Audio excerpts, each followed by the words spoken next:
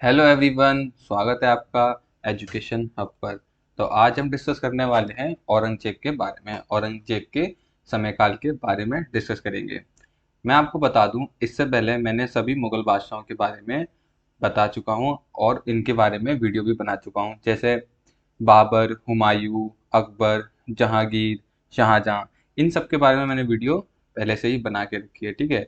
और आज हम बात करेंगे औरंगजेब के समयकाल की। तो चलिए डिस्कस करते हैं औरंगजेब का समयकाल। तो औरंगजेब का जन्म कब हुआ था? 3 नवंबर 1618 ईस्वी को दोहद गुजरात में हुआ था। कहाँ हुआ था? दोहद गुजरात में हुआ था। 3 नवंबर सन 1618 ईस्वी को हुआ था। इसके पिता का क्या नाम था? इसके पिता का नाम था शाहजहां और माता का नाम था मुमताज महल, ठीक है। और औरंगजेब के गुरु का क्या नाम था? मीर मोहम्मद कासिम था।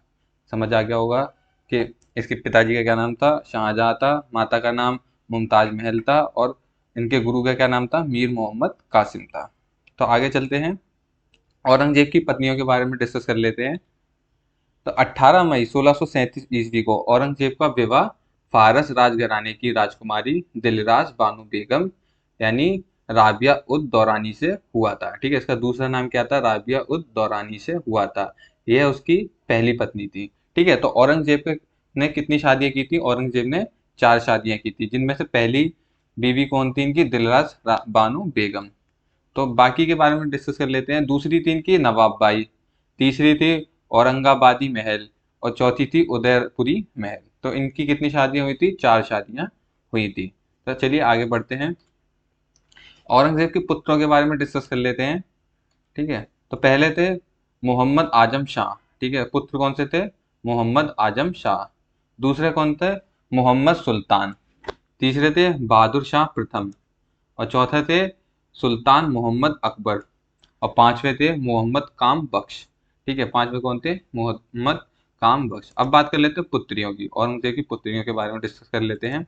तो पहली थी जेब उन निसा, दूसरी थी जीनत उन निसा, तीसरी थी बद्र उन निसा, चौथी थी जब्त उन निसा और पांचवी थी मेहर उन निसा, ठीक है। तो इनकी 5 पुत्र और 5 पुत्रियां थीं।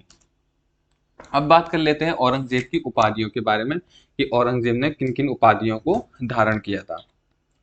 तो सबसे पहली थी बहादुर, ठीक है।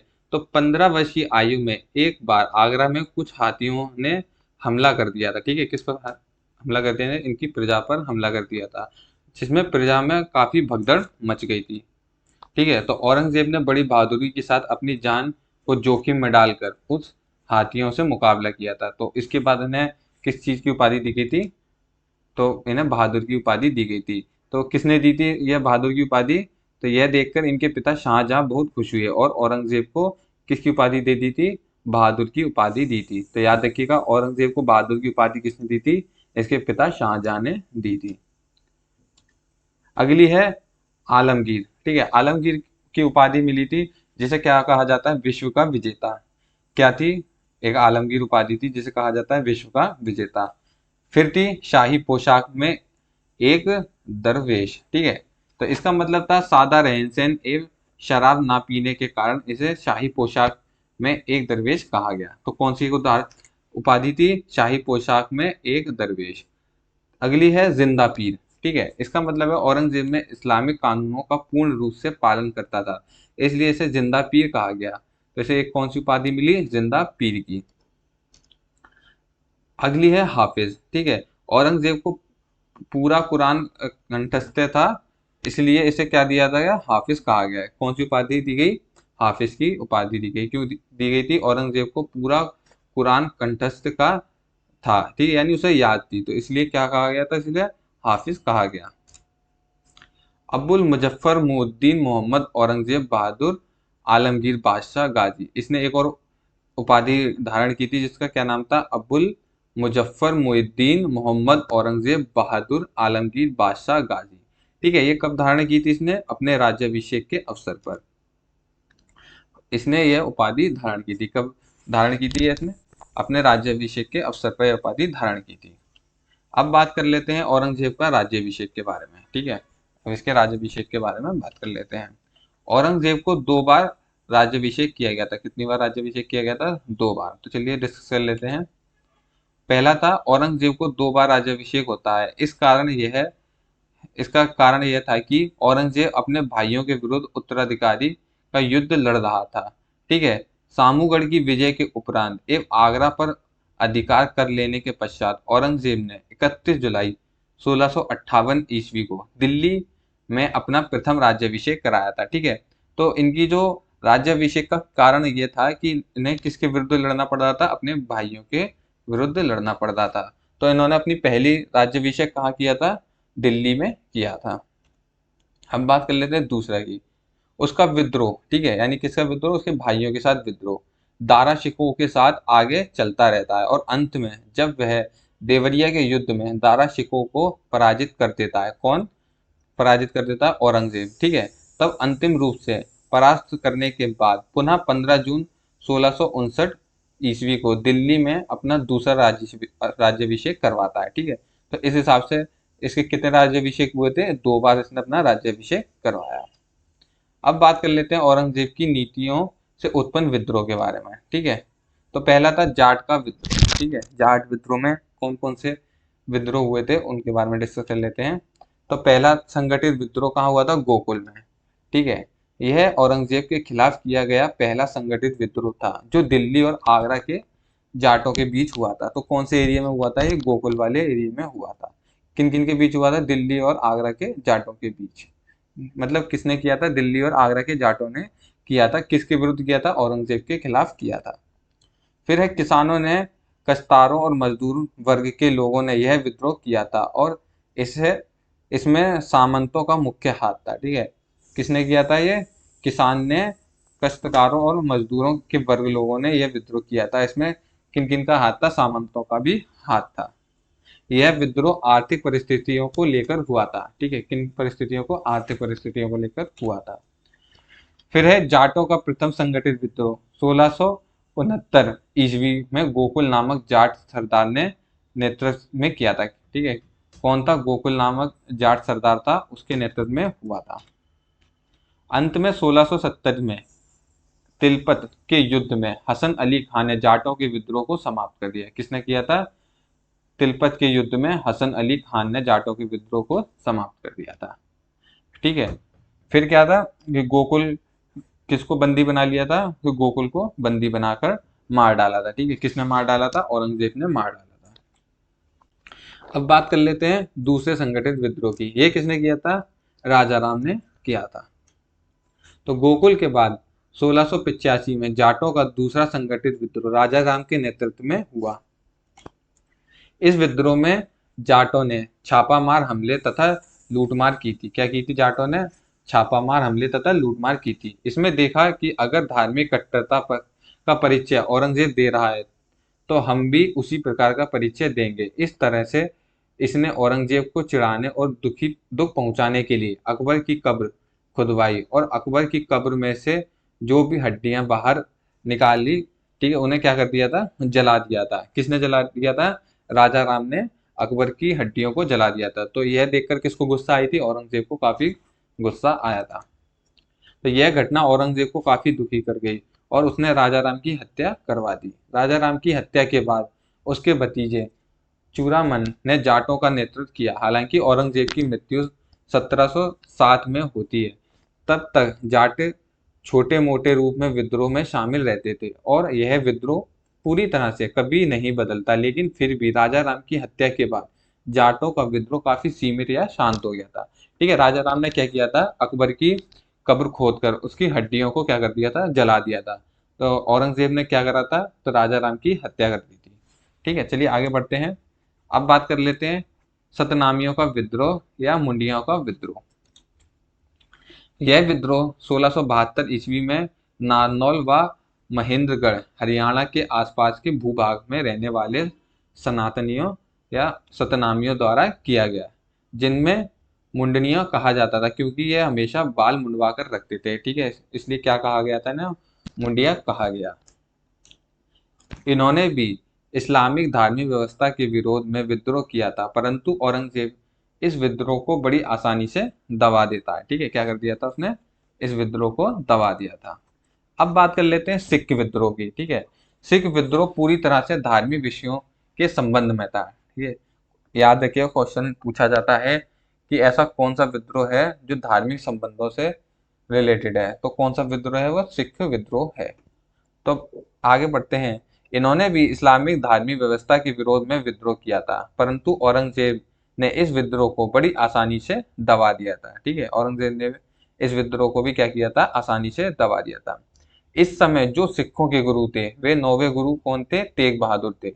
उसने क्या किया था, उन्होंने यह प्रयास किया कि अगर हम गुरु तेग बहादुर को ही इस्लाम धर्म स्वीकार करवा देते हैं तो सारा सिख संप्रदाय स्वयं ही इस्लाम धर्म स्वीकार कर लेगा। ठीक है, तो औरंगजेब क्या चाहता था कि गुरु तेग बहादुर जी को क्या करना चाहता था, इस्लाम धर्म कबूल करवाना चाहता था। तो इसके बारे में आगे देखते हैं। तो इस प्रकार उसने सिखों के गुरु को ही इस्लाम धर्म स्वीकार करने के लिए बुलवाया, परंतु गुरु तेग बहादुर ने इसको अस्वीकार किया और विद्रोह किया। क्या कर दिया था कि उन्होंने, तेग बहादुर जी ने क्या किया था, इस्लाम धर्म स्वीकार करने से मना कर दिया था और क्या इसका विद्रोह करने लगा। ठीक है, तो उन्हें क्या किया, पकड़कर दिल्ली ले जाया गया और दिल्ली में शीशगंज के पास 1675 में गुरु तेग बहादुर जी के सर को काट कर अलग कर दिया था। ठीक है, तो क्वेश्चन में पूछा जाता है कि इस्लाम धर्म के मुख्य विरोधी कौन थे, तो सिख थे। ठीक है, आगे चलते हैं। सर अलग करने से पहले सिख गुरु तेग बहादुर को 5 दिन गंभीर यातना दी गई, यानी उन्हें काफी तड़पाया गया था और उनके सहयोगियों को भी गंभीर यातनाएं दी गई और फिर उनकी हत्या कर दी गई थी। ठीक है, तो समझ आ गया होगा सिख विद्रोह। चलिए आगे देखते हैं इसमें। इसके बाद सिखों के 10वें गुरु गोविंद सिंह, ठीक है, कौन से थे 10वें गुरु, गुरु गोविंद सिंह आते हैं, जो सिखों के अंतिम गुरु भी थे।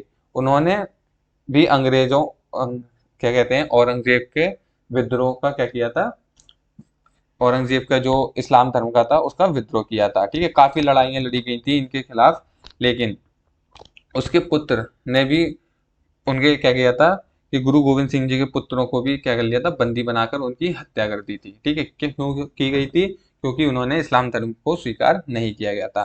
तो बाद में 1682 में औरंगजेब दक्षिण की तरफ चला गया।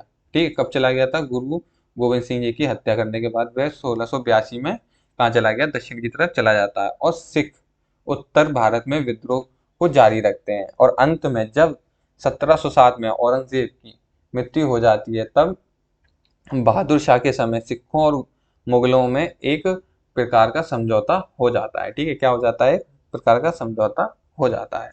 तो यहाँ क्या हुआ था, सिख विद्रोह समाप्त हो गया था। अब बात कर लेते हैं राजपूतों के विद्रोह की। तो राजपूत शासक अकबर के समय में मुगलों के काफी सहयोगी थे। ठीक है, राजपूत शासक थे जो अकबर के समय मुगलों के काफी सहयोगी थे, परंतु औरंगजेब जब आता है और उसकी धार्मिक कट्टरता के सामने आती है, तब राजपूत भी मुगलों से दूर होने लग गए थे। ठीक है, जब औरंगजेब के समय में काफी कट्टरता थी, तो क्या हुआ था, राजपूत मुगलों से दूर होने लग गए थे। तो इसमें मारवाड़ और मेवाड़ जो हैं वे मुगलों के विद्रोह में उभर कर आते हैं। इसका कारण यह था कि मुगल इनके धार्मिक कार्यों में हस्तक्षेप करने लगे थे और औरंगजेब इन पर शासन करने की नीति काफी कठोर अपना रहा था, जिस कारण मारवाड़ और मेवाड़ ने विद्रोह करना उचित समझा था। ठीक है, समझ आ गया होगा, मारवाड़ और मेवाड़ के लोगों ने क्या किया था कि औरंगजेब के खिलाफ विद्रोह शुरू कर दिया था। इस विद्रोह के क्रम में दोनों को दबा दिया गया था। ठीक है, किनको दबा दिया गया था, मारवाड़ और मेवाड़ दोनों को दबाकर उन पर विजय स्थापित कर ली गई थी। अब बात कर लेते हैं शहजादा अकबर का विद्रोह। ठीक है, किसका विद्रोह, शहजादे अकबर का विद्रोह। मारवाड़ के संरक्षण दुर्गा दास राठौर एवं मेवाड़ के शासक का सहयोग प्राप्त करके अकबर ने 11 जनवरी 1681 ईस्वी को अपने को स्वतंत्र बादशाह घोषित कर दिया था। 1681 ईस्वी में औरंगजेब के विरुद्ध उसके पुत्र अकबर, ठीक है, अकबर कौन था, औरंगजेब का पुत्र था। ठीक है, तो उसके विद्रोह के बाद राजपूत उसका साथ छोड़ देते हैं। इसका यह कारण था कि औरंगजेब ने एक खत लिखवाया था। उसने उस खत में यह लिखा था कि बहुत अच्छा काम, यानी बहुत अच्छा काम कर रहे हो तुम। अकबर की मृत्यु, तुम राजपूतों के साथ मिलकर उनको हमारे खिलाफ भड़का रहे हो और अब हम राजपूतों को बारी बारी से मार रहे हो। तो किसने लिखा था, औरंगजेब ने खत में लिखा था। इस प्रकार की एक चिट्ठी उसने राजपूतों के खेमे में फैला दी थी। ठीक है, अब राजपूतों को ऐसा लगा कि औरंगजेब और अकबर की एक चाल ही है कि अकबर आकर हमारे साथ मिल गया है और अब यह हमारे ही आदमियों को मरवा रहा है। ठीक है, तो राजपूत क्या सोचने लग गए थे कि औरंगजेब का पुत्र अकबर, ठीक है, राजपूतों के साथ मिलकर हमारे ही आदमियों को भड़का रहा है। इस तरह से राजपूतों को लगा कि अकबर उनका सहयोगी नहीं बल्कि गुप्त रूप से उनका शत्रु है। ठीक है, इसलिए उन्होंने अकबर का साथ छोड़ दिया। अब अकबर भागकर शिवाजी के पास जाता है, परंतु उस समय शिवाजी नहीं थे। कौन थे? उनके पुत्र संभाजी थे। संभाजी ने भी उसको संरक्षण दिया, जिसके कारण औरंगजेब उसका पीछा करते हुए मराठा क्षेत्र तक पहुंचता है और अपने अंतिम वर्ष दक्षिण भारत में ही व्यतीत कर देता है। ठीक है, तो क्या था कि औरंगजेब किसका पीछा करता था? अपने पुत्र अकबर का पीछा करता था, और पीछा करते करते कहाँ पहुंच गया था? दक्षिण भारत में पहुंच गया था। बाद में अकबर फारस चला गया। ठीक, कहाँ चला गया? फारस चला गया, क्योंकि मराठा भी पराजित होने लगे थे, और फिर फारस के शाह ने उसको संरक्षण दिया और लंबे समय तक वहीं रहा। और बाद में अकबर की भी मृत्यु फारस के क्षेत्र में ही हो जाती है। ठीक है, कहाँ हो जाती है अकबर की मृत्यु? फारस के क्षेत्र में हो जाती है। अब बात कर लेते हैं मराठाओं के विद्रोह के बारे में। तो मराठाओं का विस्तार शिवाजी के माध्यम से प्रारंभ हुआ, जो कि दक्षिण भारत के महाराष्ट्र में प्रारंभ होकर पूरे दक्षिण भारत में धीरे धीरे बढ़ने लगा था। शिवाजी के प्रयासों को बढ़ते हुए, उनके साम्राज्य को बढ़ते हुए देखकर औरंगजेब प्रारंभ से ही सशंकित होता था। ठीक है, परंतु उस समय उसका ध्यान उत्तर भारत में था। ठीक है, तो वह दक्षिण भारत को छोड़कर कहाँ ध्यान रखता था? उत्तर भारत में ध्यान रखता था।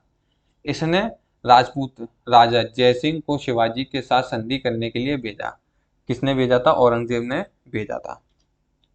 तो पुरंदर की संधि हुई थी, जो राजा जयसिंह के साथ हुई थी, तो उस संधि का क्या नाम था? पुरंदर की संधि। तो इस संधि के बारे में डिस्कस कर लेते हैं। तो शिवाजी और जयसिंह के बीच जून 1665 में पुरंदर की संधि होती है, जो काफी महत्वपूर्ण है।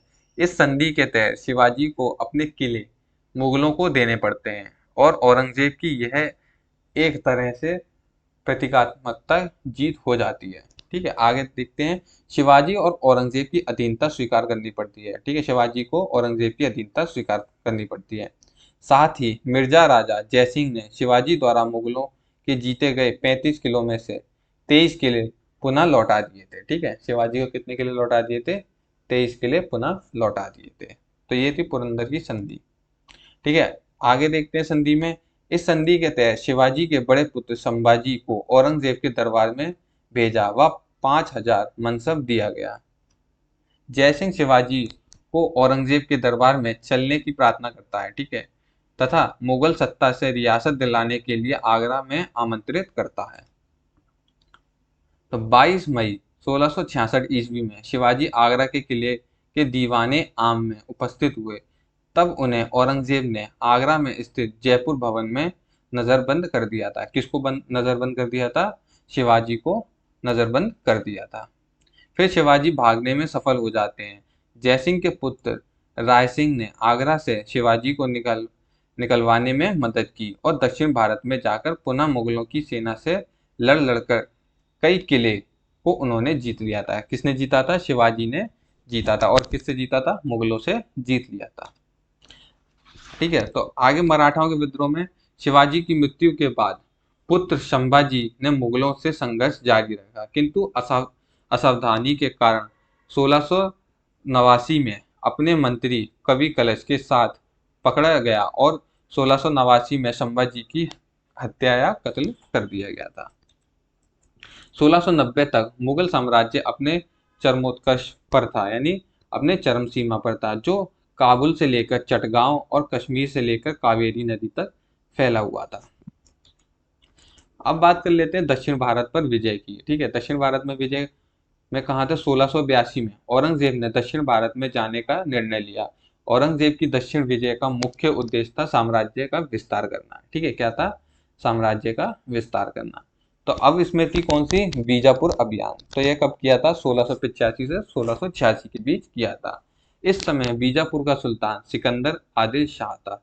औरंगजेब ने इसे पराजित कर इसके किले पर अधिकार कर लिया था। ठीक है, तो आपको पिछली वीडियो में बताया था कि बीजापुर पर कौन आक्रमण करने गया था? शाहजहां गया था, लेकिन मुमताज की मृत्यु होने के पश्चात वह वापस लौट गया था और बीजापुर पर क्या नहीं कर पाया था, अपना साम्राज्य विस्तार नहीं कर पाया था। तो बाद में इस पे साम्राज्य विस्तार किसने किया था? औरंगजेब ने किया। इसे 1 लाख रुपए वार्षिक पेंशन देकर बीजापुर को मुगल साम्राज्य में मिला लिया था। ठीक है, क्या किया था उसने? बीजापुर के सुल्तान को 1 लाख रुपए वार्षिक पेंशन देता था। अब है गोलकुंडा अभियान। ठीक है, यहाँ भी क्या था, शाहजहां वापस लौट गया था। तो इसको पूरा किसने किया था? औरंगजेब ने पूरा किया था। कब किया था? 1686 से 1687 के बीच। इस समय गोलकुंडा का शासक अबुल हसन कुतुब शाह था। ठीक है, औरंगजेब ने इसे बंदी बना लिया और इसे 50,000 रुपये वार्षिक पेंशन देकर इसके राज्य को मुगल साम्राज्य में मिला लिया था। इस प्रकार जो दक्षिण भारत के प्रमुख विरोधी थे, उन सबको दबाने में औरंगजेब सफल रहा था। परंतु एक कहावत यह भी है कि दक्षिण भारत औरंगजेब का कब्रिस्तान सिद्ध हुआ और वह अपने अंतिम 25 वर्ष वहीं फंसा रह गया, उन्हें ही सीमित करता रह गया और उत्तर भारत को ध्यान ही नहीं दे पाया है, जिसके कारण जैसे ही औरंगजेब की मृत्यु हुई तो मुगलों के पतन का दौर शुरू हो जाता है। ठीक है, तो वह दक्षिण भारत में ही उलझ के रह जाता है और उत्तर भारत को भूल जाता है, जिस कारण औरंगजेब की मृत्यु के बाद, ठीक है, मुगलों का क्या होने लगता है? पतन होने लगता है। ठीक है, तो औरंगजेब की मृत्यु 3 मार्च 1707 ईस्वी को अहमदनगर के पास महाराष्ट्र में हुई थी। ठीक है, औरंगजेब का मकबरा औरंगाबाद जिले के खुलदाबाद नामक शहर महाराष्ट्र में है। ठीक है, कहाँ पर है इसका मकबरा? महाराष्ट्र में है। तो अब आगे देखते हैं औरंगजेब द्वारा किए गए कुछ महत्वपूर्ण कार्य है। ठीक है, इसने क्या किया था? बीवी का मकबरा बनवाया था। ठीक है, तो बीवी का मकबरा औरंगाबाद महाराष्ट्र में स्थित एक मकबरा है। बीवी का मकबरा मुगल सम्राट औरंगजेब 1658 से 1707 ईस्वी के बीच की बात है, जिसमें इसकी पत्नी नाबिया उल दौरानी उर्फ दिलरास बानो बेगम का एक मकबरा है। ठीक है, किसके लिए बनवाया था इसने? दिलरास बानो बेगम के लिए बनवाया था। बीवी के मकबरे का निर्माण मुगल बादशाह औरंगजेब ने अंतिम 17वीं शताब्दी में करवाया था। कई इतिहासकारों के अनुसार इस मकबरे का निर्माण मुगल बादशाह औरंगजेब के पुत्र आजम शाह ने अपनी मां दिलरास बानो बेगम की याद में बनवाया। ठीक है, तो इसके दो कथन कहे जाते हैं इतिहासकारों द्वारा कि यह या तो औरंगजेब ने अपनी पत्नी दिलरास बानो बेगम के लिए बनाया था, या उसके पुत्र आजम शाह ने अपनी मां दिलरास बानो बेगम की याद में बनवाया था। इसे ताजमहल की घटिया फूहड़ नकल कहा जाता है। ठीक है, क्या कहा जाता है इसे? ताजमहल की नकल कहा जाता है। इसे दक्षिण का ताजमहल भी कहा जाता है और द्वितीय ताजमहल भी कहा जाता है। ठीक है, इसे क्या कहा जाता है? द्वितीय ताजमहल या दक्षिणीय ताजमहल कहा जाता है। इसे मिनी ताजमहल भी कहा जाता है। तो याद रखिएगा, मिनी ताजमहल किसे कहा जाता है? तो बीवी के मकबरे को मिनी ताजमहल कहा जाता है।